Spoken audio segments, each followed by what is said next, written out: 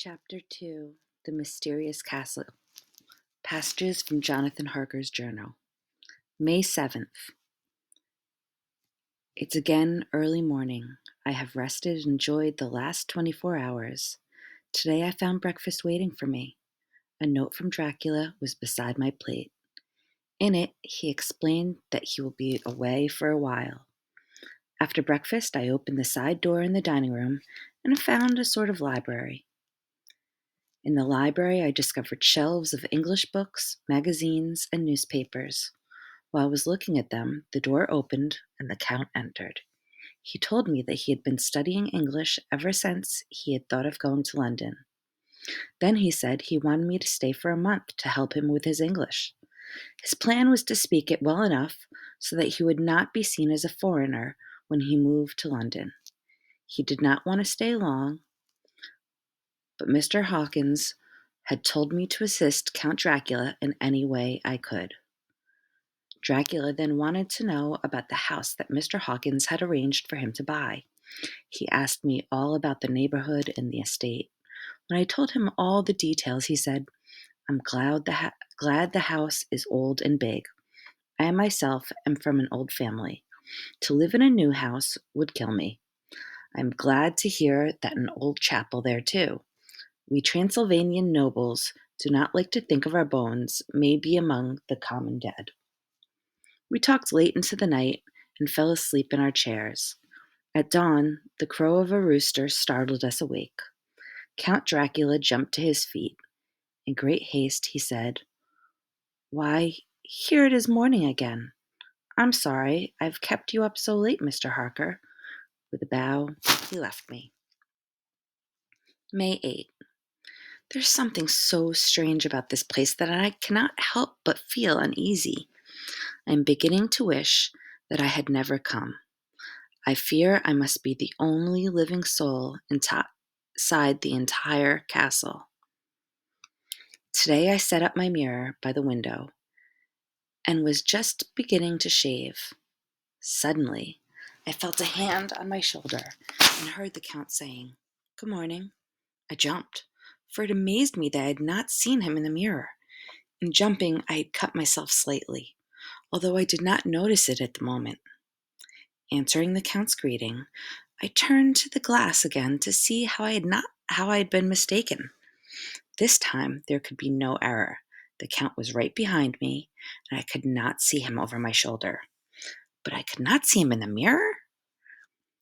Just then I noticed the cut because it had begun to bleed a little. The blood was trickling over my chin. Without warning, the Count suddenly made a grab at my throat. As I drew back, his hand touched the string of beads that held the crucifix around my neck. It made an instant change in him. Take care how you cut yourself," he said. "It is more dangerous than you think in this country." Then he grabbed my mirror. "This is a foul sign of man's vanity," he said. "Away with it." He opened the window and threw out the mirror. In the courtyard far below, I heard it break into 1,000 pieces. Then he left without a word. When I went into the dining room, breakfast was waiting as usual, but the Count was nowhere to be seen. Late, alone. How odd that I had not seen Count Dracula eat or drink. What a strange man he must be. After breakfast, I explored the castle. There were doors everywhere, but all of them were locked and bolted. There was no place to get out except for the windows in the castle walls. And the castle is on the edge of a cliff. A stone falling from any of the windows would drop 1,000 feet without touching anything. I have seen the Count making my bed and setting the table in the dining room. Now I wondered, if he himself does all of these chores, there must be no one else to do them. This thought gave me a fright. If there is no one else in the castle, it must have been the Count himself who drove the coach that brought me here.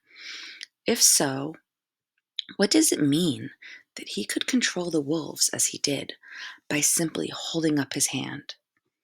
Why did all the people on the coach fear for my visit here? Bless that good, good woman who gave me the crucifix. May 12th. Tonight the Count came to my room. He told me that he would be away for the evening. Then he said, "Let me warn you of something, my friend. Do not go to sleep in any other part of the castle. If you get drowsy in any other room, return to your own bedroom right away. You will be safe." A little while after he left me, I went up the stone stair to look out toward the south. It gave me a feeling of freedom to look out. As I leaned from the window, my eye was caught by something moving below me. It was near the windows where I imagined the Count's rooms were. What, what I saw was the Count's upper body coming out from the window. I did not see his face, but I knew him by his neck and hands. I was at first surprised and somewhat amused, but then I saw him pull the rest of his body out of the window and crawl down the castle wall. He was face down, his cloak spreading out around him like great wings. At first I could not believe my eyes, but I kept looking. I saw his fingers and toes grasp the corners of the old stones. He continued to move downward, much like a lizard moves down a wall. What kind of creature is he? The dread of this horrible place suddenly overpowered me. It seems like there is no escape for me. The castle is a prison, and I am a prisoner here. May 15th. Tonight, I saw the Count go out in his lizard fashion. I decided to make use of this time by exploring the castle, but every door I tried was locked. At last, however, I found an open door. Inside was a room full of old, comfortable furniture. There I sat down at a little oak table and gradually felt a sense of peace come over me. May 16. Am I mad? Let me be calm. The Count's warning frightened me a bit at the time. Yet, when I think of it now, it frightens me even more. Last night, when I sat down at the oak table writing in my journal, I began to feel sleepy. So I put my journal back into my pocket. I remembered the Count's warning, but I took pleasure in disobeying it. I must have fallen asleep there, but now I wonder. I was not alone. In the moonlight across from me were 3 young women. Was I dreaming? Although the moonlight was behind them, they cast no shadow on the floor. One was fair, and the others were dark. The women came close to me and looked at me for a long time. Then they whispered together and laughed. All 3 had brilliant white teeth that shone like pearls against their red lips. One said, "Go on. You're first, and I shall follow." Another woman added, "He is young and strong. There are kisses for all of us." The fair girl came forward and bent over me. Her breath was sweet, but there was a bitter smell under the sweetness, the odor one smells in blood. She licked her teeth and lips. I could feel her hot breath on my neck. Suddenly, the Count appeared.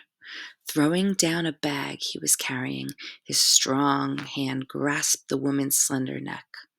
His eyes were blazing red, bright red, as he pulled her back. Then, with a sweep of his arm, he threw the women from him and motioned to the others. It was exactly the same gesture the carriage driver has used to drive off the wolves.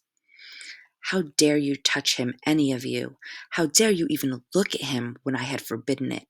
Get back, I tell you. This man belongs to me. I promise you that when I am done with him, you shall kiss him at your will. Now go." "Are we to have nothing tonight?" said one of them. She pointed to the bag that he had thrown upon the floor. It moved as if there were some living thing in it. When he nodded his head, One of the women jumped forward and opened it. I heard a gasp and a low wail, like a half-smothered child. The woman then disappeared from the room with a dreadful bag. Yet, how did they leave the room? There was no door near them.